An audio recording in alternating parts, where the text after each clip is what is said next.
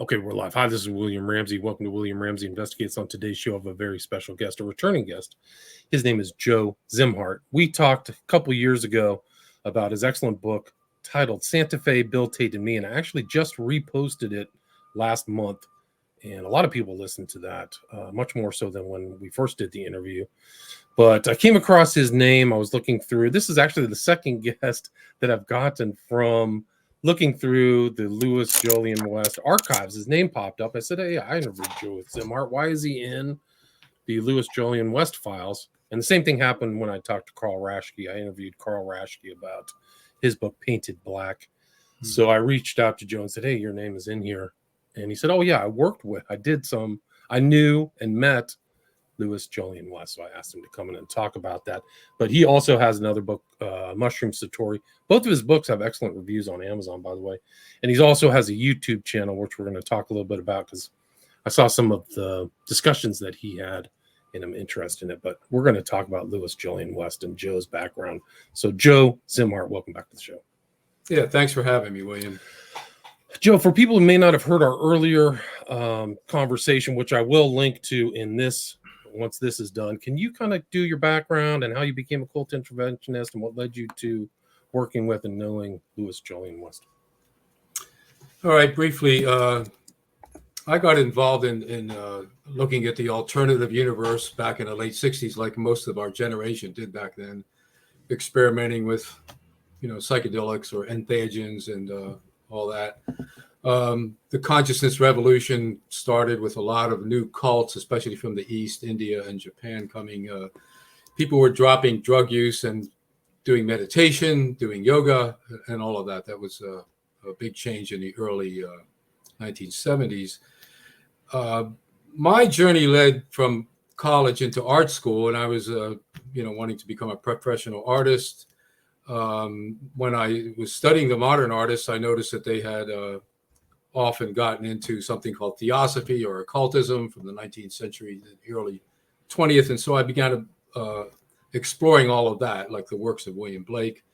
And it led me to the works of Manly P. Hall, Madame Blavatsky, and a number of other groups. And I moved to Santa Fe in 1975. I got in contact with the I Am activity, which was a 1930s neo-fascist, well, it's actually a fascist organization based on theosophy and channeling ascended masters. And they believed in very right-wing attitudes and, supported anti-liberal causes back then.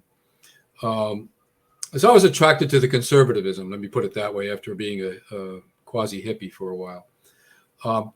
And then a group called Church Universal and Triumphant came across my path through friends, and they were an offshoot of the I Am activity. Church Universal and Triumphant was founded in 1958 by a guy named Mark Prophet. His wife, Elizabeth Clare Prophet, took over the group when he died in 1973. And I came across them around 1975 and began studying their teachings in 1978, 79. I got caught up in it. I went to several conferences out in Malibu in California with 3,000 or 4,000 other people. The group had around maybe 15,000, 20,000 members at the time.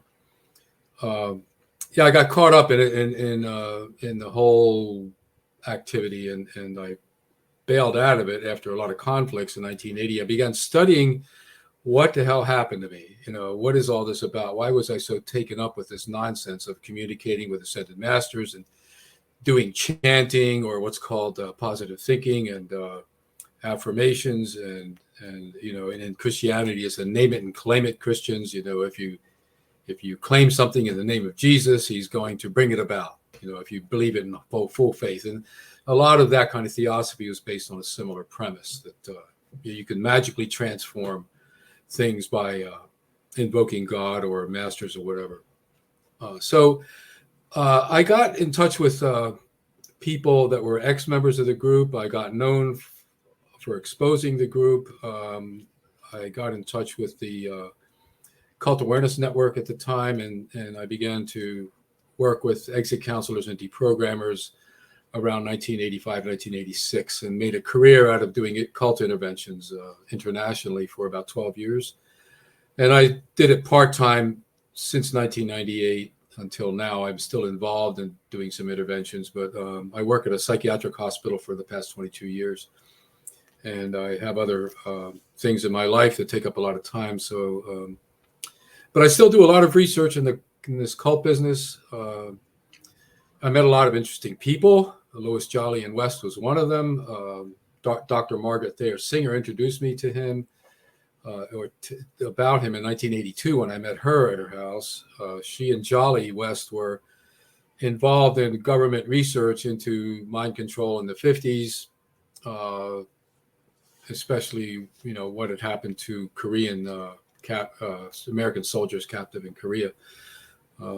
So West was able to deconstruct what happened to them. There was no magical trickery of mind control going on that caused these soldiers to, renounce the United States and praise their captors. The main reason for that was just basically something very cheap and easy to do, which is sleep deprivation for weeks. You can drive people crazy and get them to say almost anything if they can't think correctly and just want to get some sleep. Right. So you met him, which at Singer's house, was it in California? I met Dr. Singer in Berkeley in California in 1982. I met Dr. West for the first time, and it was in his office at UCLA Neuropsychiatric Institute. And I think we were meeting over some court cases that were going on regarding Church Universal and Triumphant. And I was a outspoken ex-member at the time, and they were picking my brain. But that's when I first met him. And then I met him again at conferences where he would lecture at Cult Awareness Network conferences. And he asked me to work with 2 cases that he had. One was in Scotland, another one was in California. And I could describe them a little more thoroughly if you want, but I was Absolutely. Sort of interventionist on those cases. Yeah. But what was he like in person when you met him? I mean, I think he got tenure at the University of Oklahoma when he was 29. So he was a very brilliant guy, right? He was brilliant. He grew up poor. He got into the Air Force services. He got his MD in psychiatry early in his life. He got known by the government for his expertise, and he helped with that Korean debacle in analyzing what happened back in the 50s. He got a grant in the 50s when the government was doing research on LSD and psychotropic drugs and other things to see how they could affect the human mind, when he was at the University of Oklahoma. And that brought him into this whole area of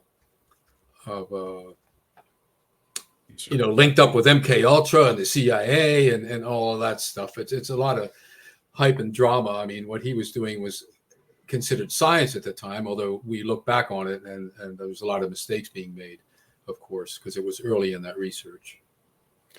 Right. And I mean, he comes across as kind of a big guy, like he's wearing plaid here. What was he like in person, like talking to him? He was tall. He was maybe 6'4". I don't know, 6'3", something like that. He was a big guy. The last I remember him, I was at his house. It was toward the 1990, maybe. We were working on a case with a few other people, and he invited us there for dinner, and his wife was there. She was very gracious, Catherine. I'm not sure if I met one of his children, but anyway, he liked conversation. He was very amiable. That particular case I was working on, he was an expert, I believe, in a court case regarding a young woman who was allegedly abusing her kid. She was in a Bible sect, Christian sect that encouraged corporal punishment on children, and her child was about 2 and was seemed traumatized to the people that were involved in that case, and she was on trial for child custody, I think. So West convinced the court to have her go through exit counseling, and I was brought in with a couple of other people to talk to her for a week about her beliefs and how the influence worked in her situation. He did all this on his own because he cared for her very much. He didn't have to. So we had lots of conversations at dinner. What was interesting about him is, like most people toward the end of their lives, they're thinking more deeply about the final things. What is God? What's the meaning of life? And we had conversations at that depth.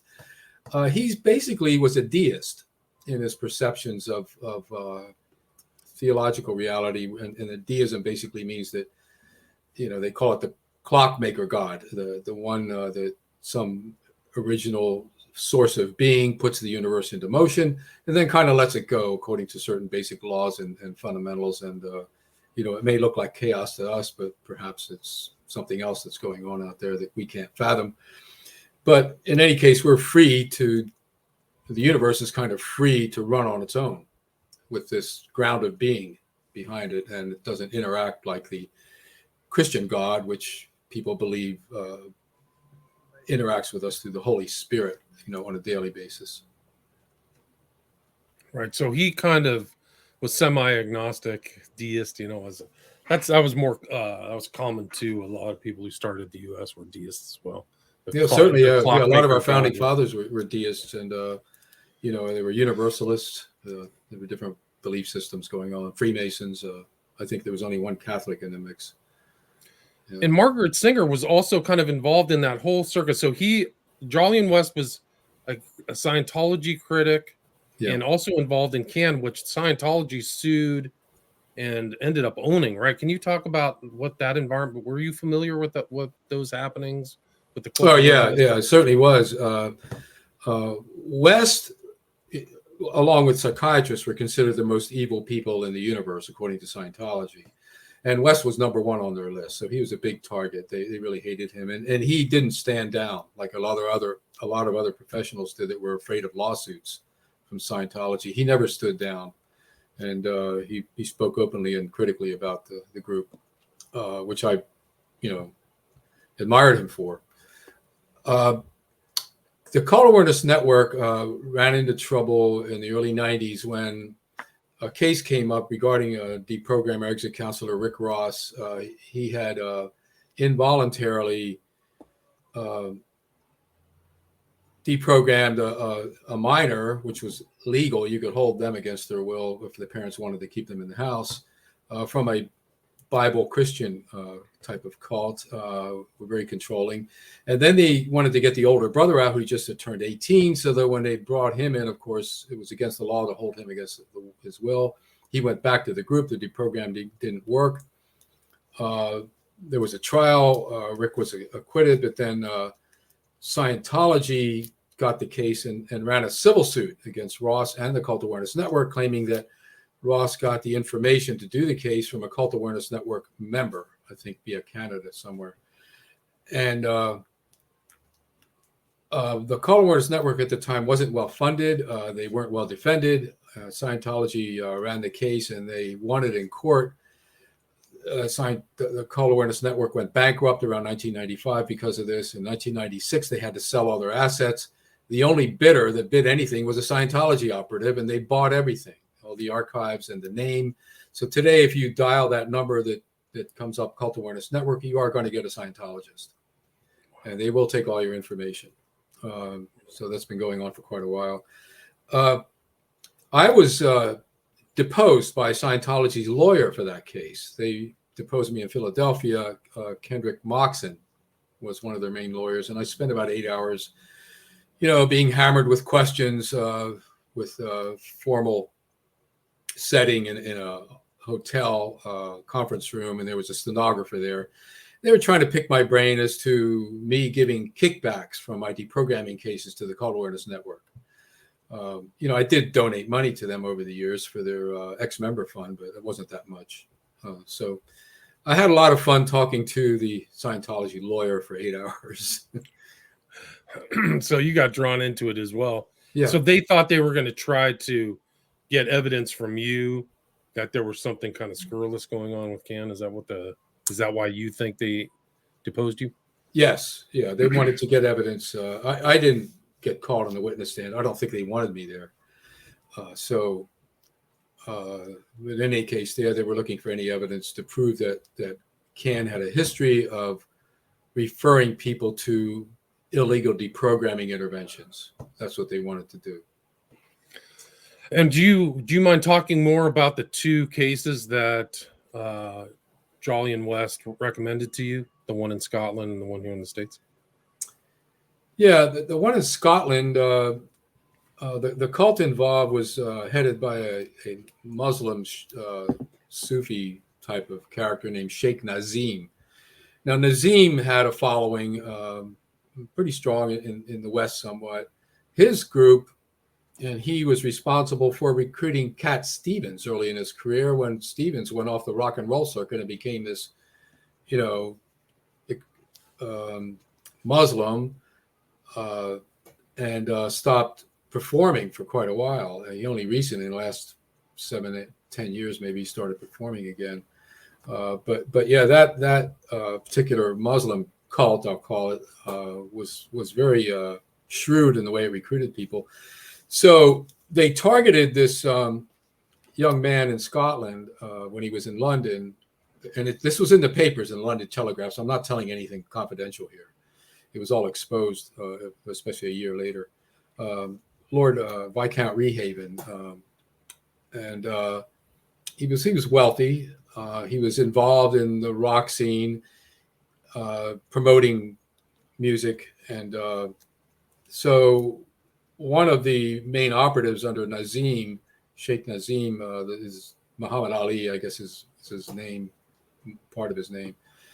He targeted this young man and got him involved in Islam and the group, and I mean, the young man was kind of naive. I mean, that's just the way he was. He wasn't a great intellect, let me put it that way, and he was easy to recruit apparently. And they took total control of him. They even had a one-on-one person with him, managing him and all his affairs, going to the bank with him, getting major withdrawals, having him sign checks to the group, that kind of thing. And so the father got suspicious of it, Lord Seafield, and he hired a major PI firm in London, and these guys were top rate, and they brought Jolly West in to help exit counsel this young man after they had spirited him away from his home by some trickery. He actually went willingly with somebody he thought was a Muslim. The guy wasn't. He looked a little Muslim, but because he was a little swarthy skinned. And they took him to this place in a peninsula of Knoydart across from Mallaig in northern Scotland.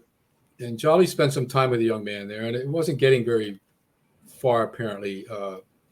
So he got in touch with me and a couple of other exit counselors, and we flew over there to try to see what we could do with the young man and talk to him. And so I kind of semi-led that effort. We met with Jolly West in London. He briefed us on the case, and I went up to Knoydart. We had to get there by boat. There was no other way across from Mallaig. It was quite isolated. It was a small hunting village. Very, very pretty place. A great tavern where you could get the finest single malt whiskeys right nearby where we were working. And so we had a decent week with this young nobleman. He listened to us. He eventually did leave the group, not immediately, but the group stayed away from him after that point because they realized that this whole effort to get him out was going to expose Nazim even more, because I spoke out about him publicly in the paper. And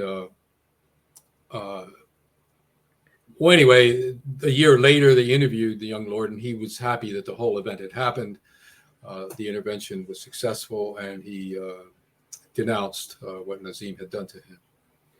So that was that case. It was very interesting. It was kind of a fun, different type of situation to be in. The other one, like I mentioned, yeah, go ahead. Sorry to interrupt, but how did Jolyon West get that case? How did he find out about it to get you involved? Well, Lord Seafield, obviously a very wealthy man, and he wanted to get the best in terms of what mind control was about, and he was told about Jolly West's research in that field and his fame. And so he went right to the top and talked to him personally and convinced him to fly over there. Interesting. Okay. Yeah. So, and was that the same as this case you're about to talk about in the States too? Is that somebody contacted West who then contacted you? That was different, as I recall, because my memory isn't clear on this. But West was involved in a court case with this young woman who was accused of child abuse, and they were going to maybe take her child away from her. And the child abuse resulted because of the sect she was in, this Christian Bible sect that believed in corporal punishment. And, she'd slap the child or hit the child's hand. And whenever it did anything she didn't want it to do as a corrective. And that was like dozens and dozens of times daily, because this is how the group operated.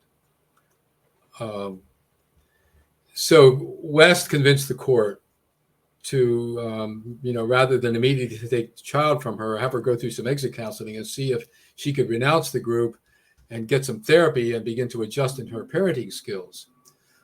So I flew into California with a couple of other people that did exit counseling, and we tried to work with this young woman for about a week. And what was interesting, when I first met her, her child was still in the room, because they had a nanny to take care of her while we were working with this woman.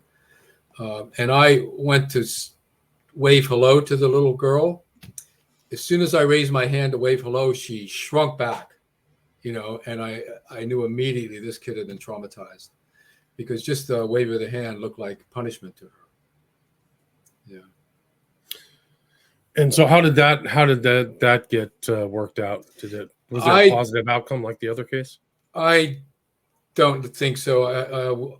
She held on to her beliefs as I left that case. I don't know what happened. I didn't do any follow-up afterwards. I didn't hear.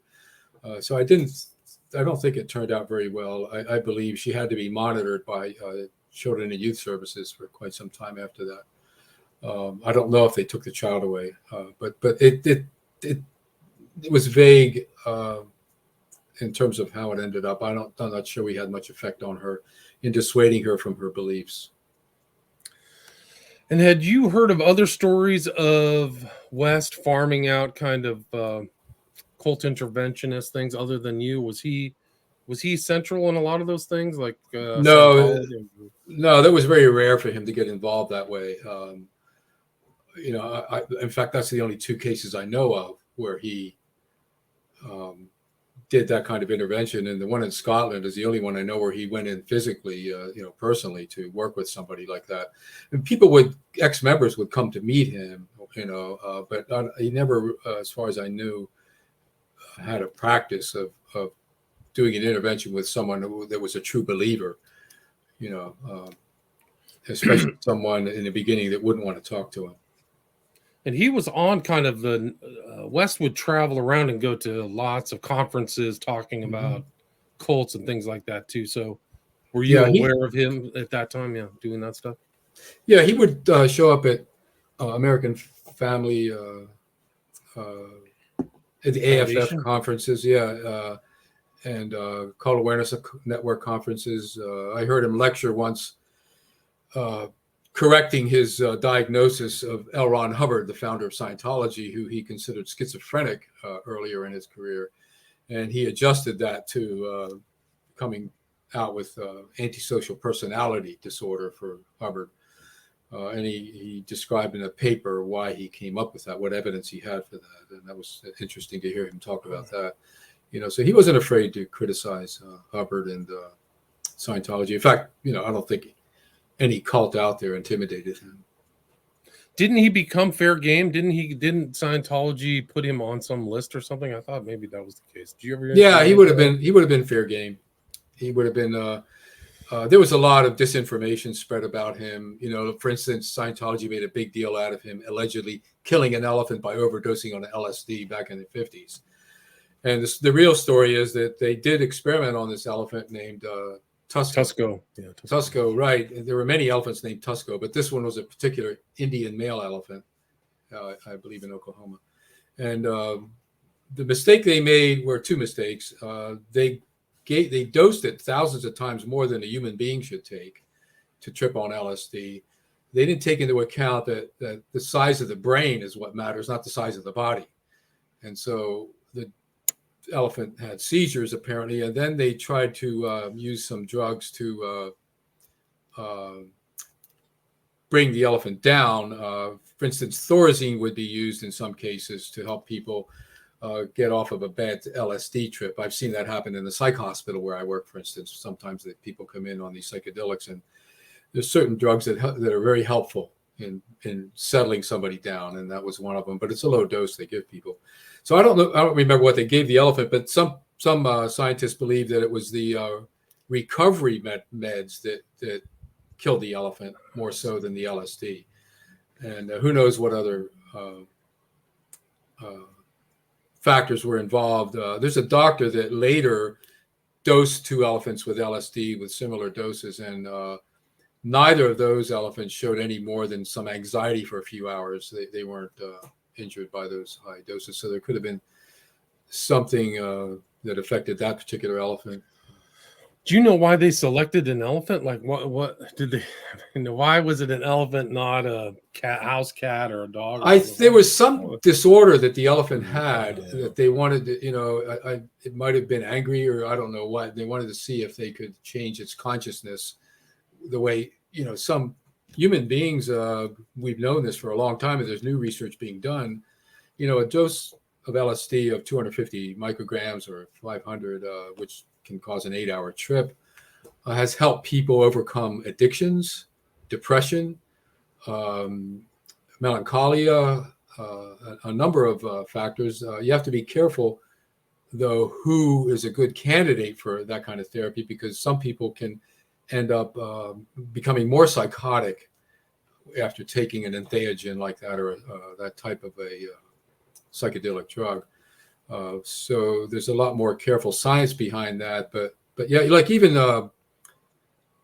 Bobby Kennedy's wife, who was mentally ill, depressed, did LSD therapy in the 50s, and it helped her for a year. He was very impressed with the results from that session. So yeah, it has benefits, but the unknowns are just too vast to give it out randomly to people like hippies were taking, for instance.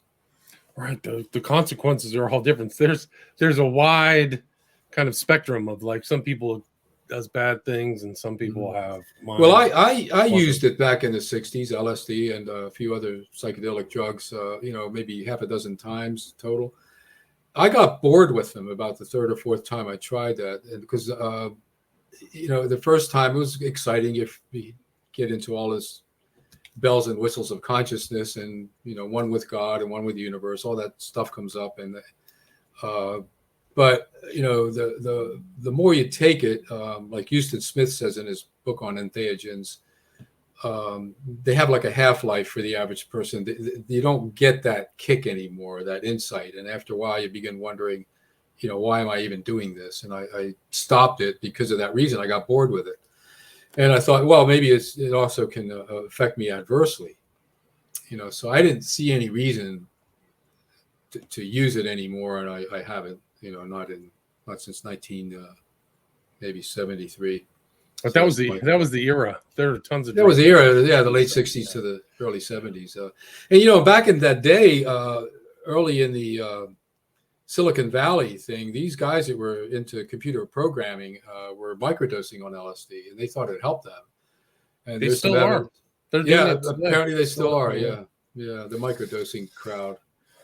I think a lot of it's placebo effect. They believe it's going to work, and it works.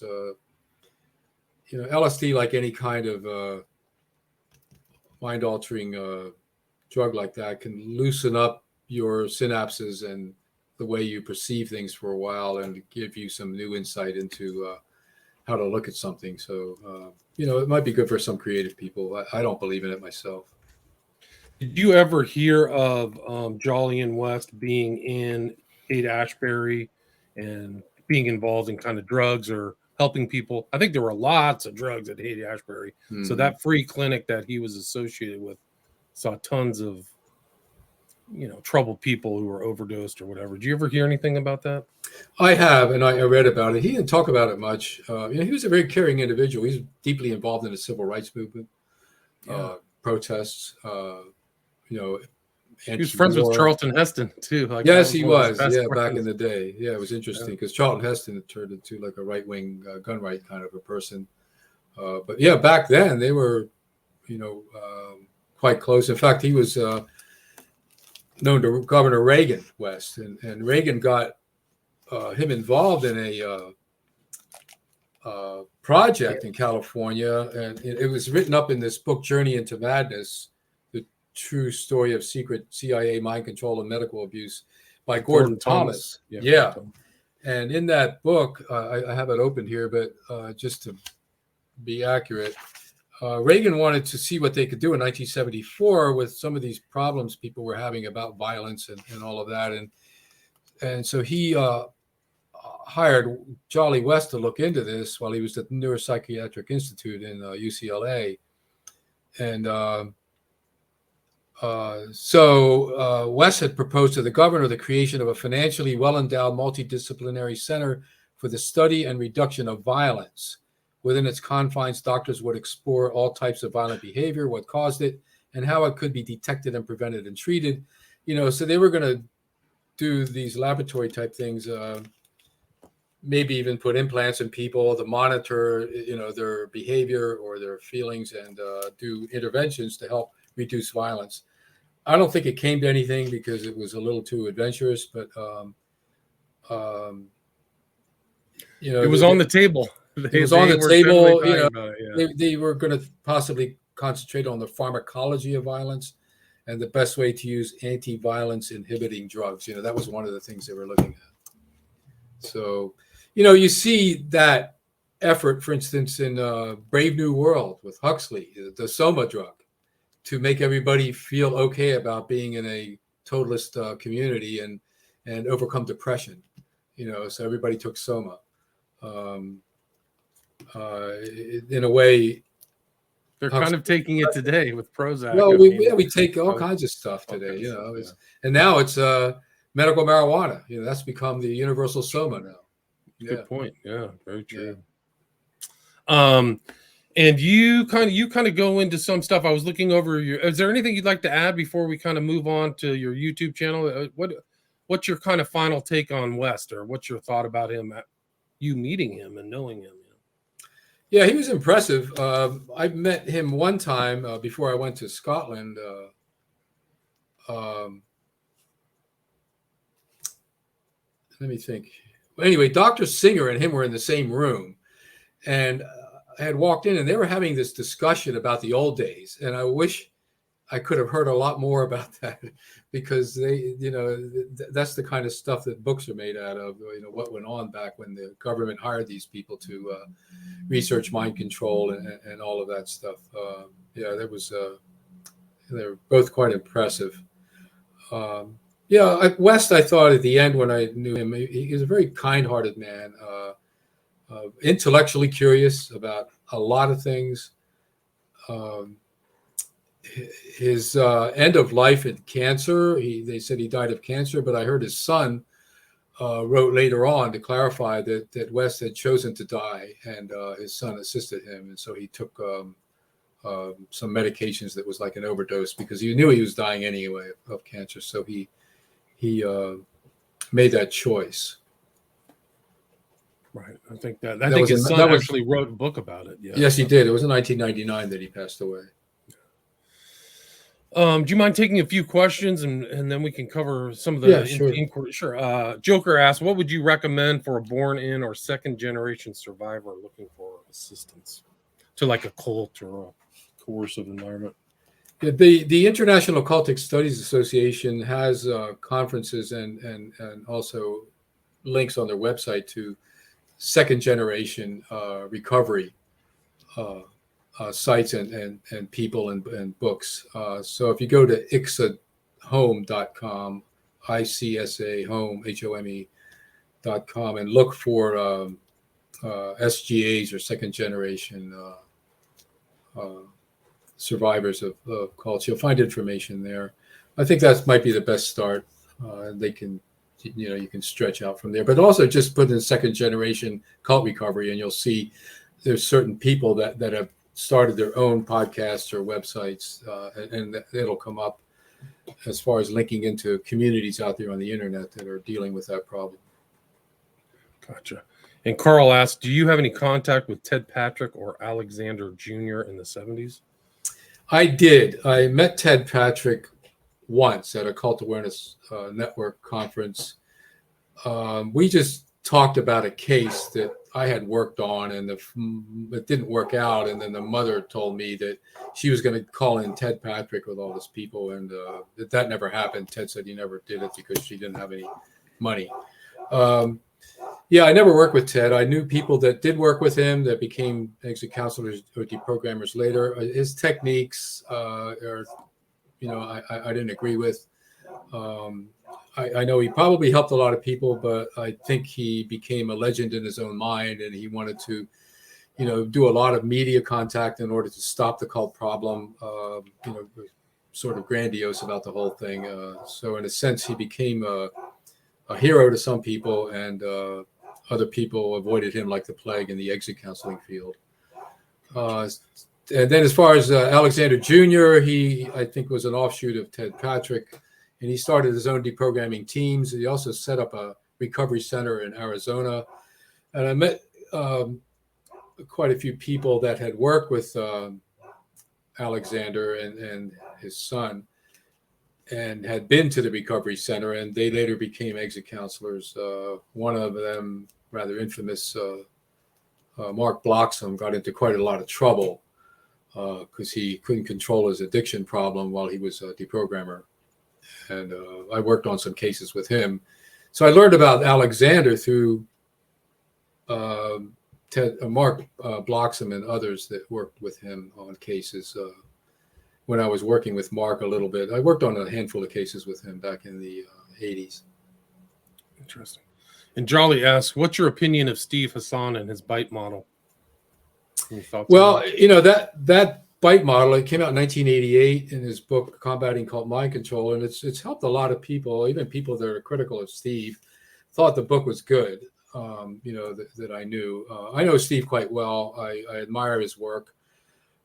Some of his ideas are a bit controversial in the social science field because of maybe the way he did his research, but he's a pioneer in a sense in the field of exit counseling. He has stretched into politics now. He wrote that book, The Cult of Trump, which is fairly well researched. I did a review on it. A lot of the points he makes in there are accurate. And he continues to, pursue his career. He got his PhD within the past 2 years. And, he's been a force in this field, one of those names, controversial to some and very helpful and needed to others. His bite model works. There's lots of models of what mind control is. And as long as it's applicable and a pragmatic approach, there's a host of models that can help people understand mind control. For instance, Robert J. Lifton's 8 themes of what constitutes totalistic thought reform have been very helpful, and Hassan refers to that. There's Margaret Singer's 8 or 6 themes. Dr. Janya Lalich has a 4-part scheme, and I use a 4-part scheme, also a model that helps my clients understand what I mean and when I lecture. So yeah, there's lots of models. Hassan's bite model might be one of the most well known. Interesting. And let's see what else we got here.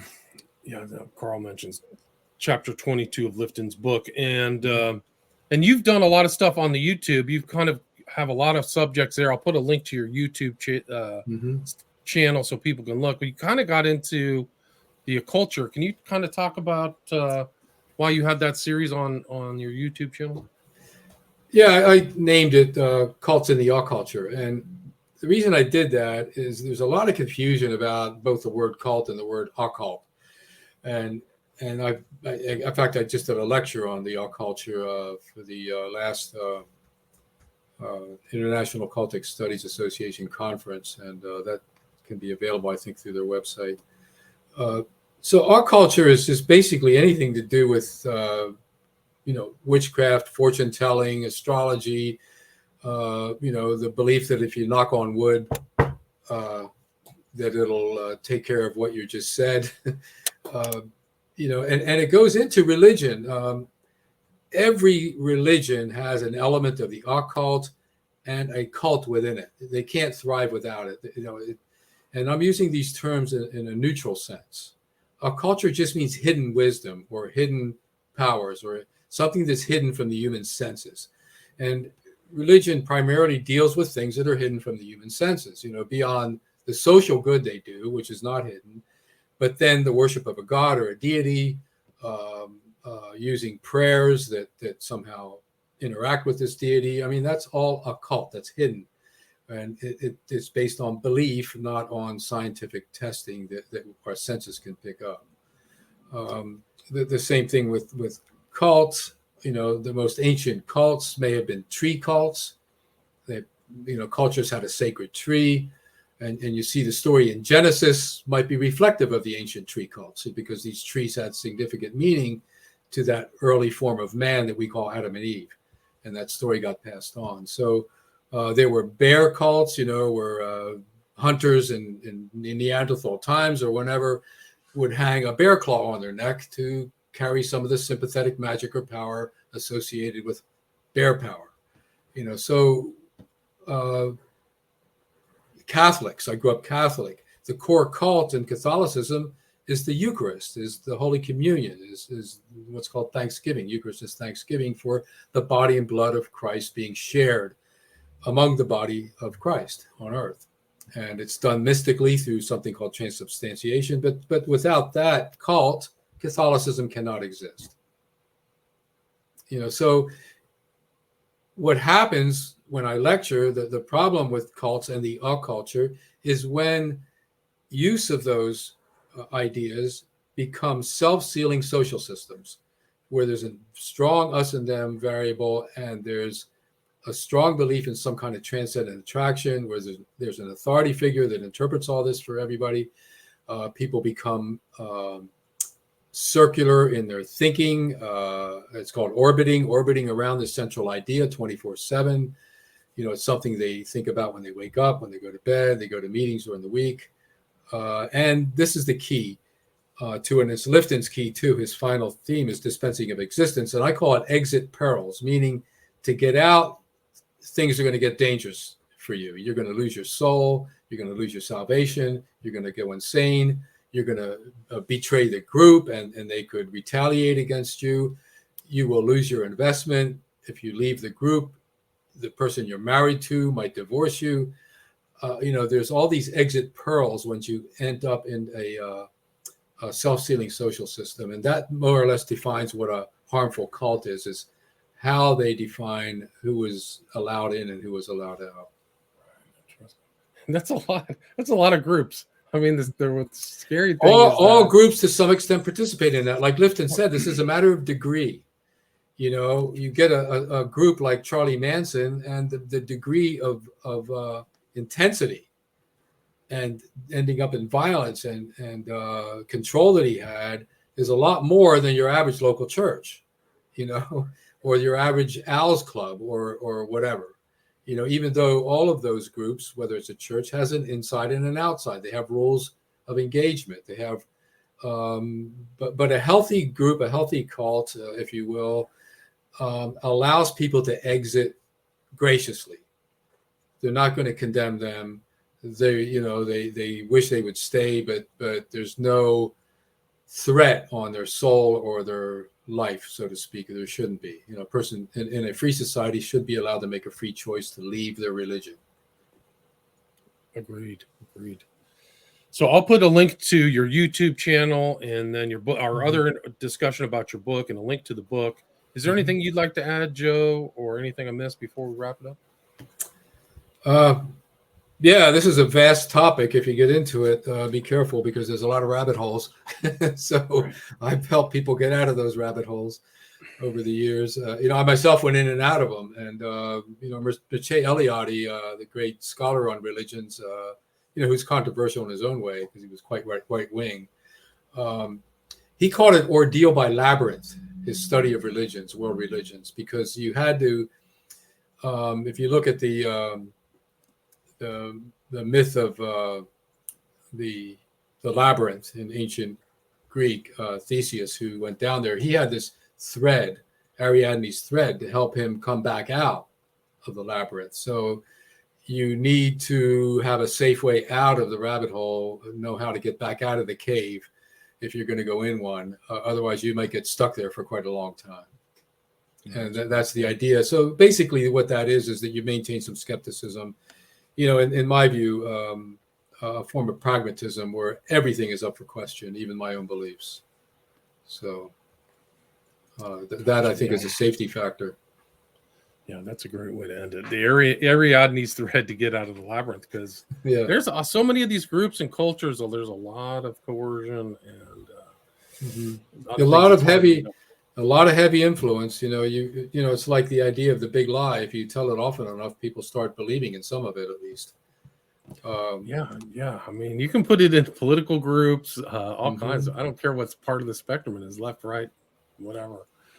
Has had some element of us against them, and those levels of degree that Lifton talked about. But Joe, thanks again. Thanks so much for your time. It's great to talk with you again. And I'll put links to the YouTube. Do you have the social media or anything, or a way people can contact you if you're interested? I have a Twitter. They can contact me through email. I have a Twitter account, #JZimhart. And my email is, again, jszimhart@gmail.com. People want to reach out. Awesome. Thanks so much for your time. I No really problem. appreciate it. All right. Good. Thank you. Have a good day. All right. You too. Stay there.